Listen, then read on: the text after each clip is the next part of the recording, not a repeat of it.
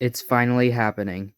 After 7 years of waiting, this day has finally come, and I'm ready. Here we go. Oh. So the long-awaited Five Nights at Freddy's movie has finally hit theaters.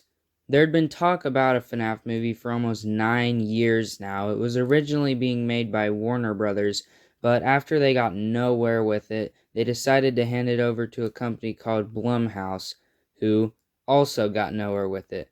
And the movie was thought to have just been quietly canceled.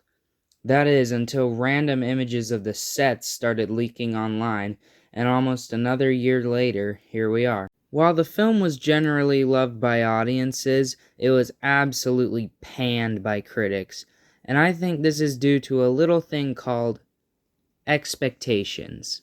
The expectations for the FNAF movie were insane. Generally, if you have to wait 9 years for a movie, if it's not an absolute cinematic masterpiece, it's immediately bad and deemed not worth the wait.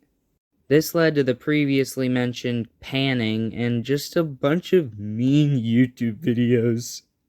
But I saw the movie, and I'm here today to provide my thoughts. So, is the movie terrible or the worst horror movie of all time? No. Here's why. But before that, this video is sponsored by the subscribe button. Please click it. The Five Nights at Freddy's movie follows Mike Schmidt, who after getting fired from his previous job takes up a new one at Freddy Fazbear's Pizza, an old rundown pizzeria where a bunch of kids were supposedly murdered.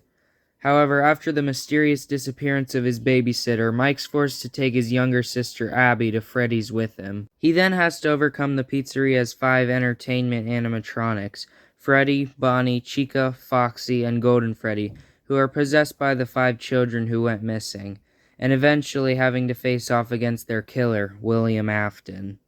It was not received well. I'll begin with explaining the pros of the movie, the first pro being the animatronics.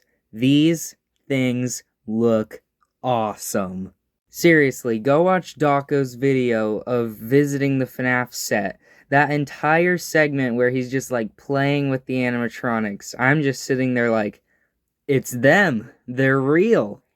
Everything about them is perfect, from their height to their bulk to their movements to the way their eyes switch on and off. It's just awesome. The second best pro of the entire movie would have to be the sets. I mean, seeing the pizzeria come to life just as faithfully as the animatronics was similarly amazing. From the office to the dining room to parts and service, everything was great. I also think the music was a really big plus, especially the song that played during the intro sequence with all the mini-game style. It's really eerie, but it gets you hyped for the movie. The little Easter eggs they put in were also really appreciated, like Sparky the dog, Ella, or Chica's magic rainbow. Which, by the way, I was the only one in my entire theater to get that last one. Oh yeah, and Matt Pat's cameo. The second the words, "but that's just a theory," came out of his mouth, my theater went buck wild. Now that all the pros are out of the way, let's discuss the cons of the movie. The first and most egregious of these being that for a horror movie, it's not scary. Like, not at all. The scariest moment of the movie was when we got to see this random guy's face after the cupcake got to him. And speaking of the cupcake, he was relied on way too much in this movie, having like 3 scenes just all to himself. And while I said that the acting is overall good, I can't say the same for Elizabeth Lale's performance as Vanessa. I don't know, all her scenes just felt kind of awkward to me. I can't really explain it. Then there's the problem with how important characters had way less screen time than they should have. The prime example being Golden Freddy, who had 1 scene, and he wasn't even there during the Springlock scene. I also wish that Steve Raglan, aka William Afton, was built up more throughout the movie, rather than introducing him, having him show up at the very end in his Spring Bonnie costume, and then dying 5 minutes later. It was just weird, honestly. Oh yeah, and speaking of the Springlock scene, was very disappointing. I came in for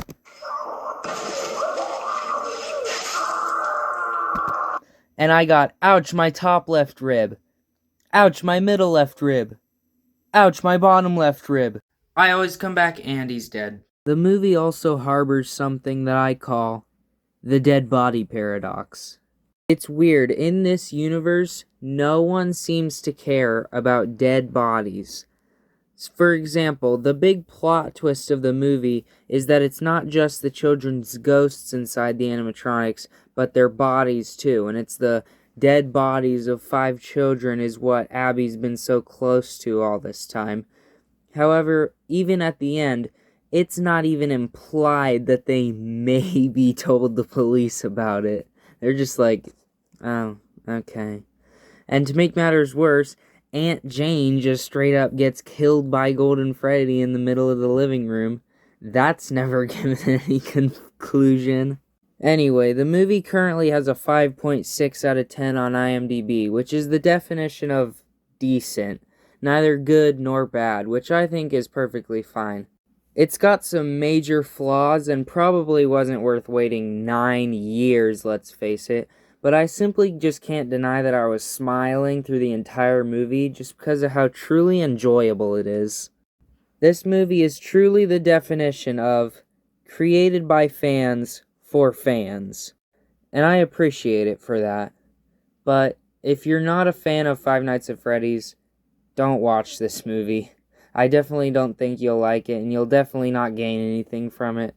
In conclusion, the FNAF fan in me would rate the movie a 9 out of 10, but the regular person in me would rate it like a 7.5, which, let's be honest, the regular person in me is being infected by the FNAF fan in me as we speak. Is the movie perfect? No. Is it the worst horror movie of all time? No. If you're a FNAF fan, go watch this movie. I think you'll enjoy it. Or maybe you won't. I don't know you.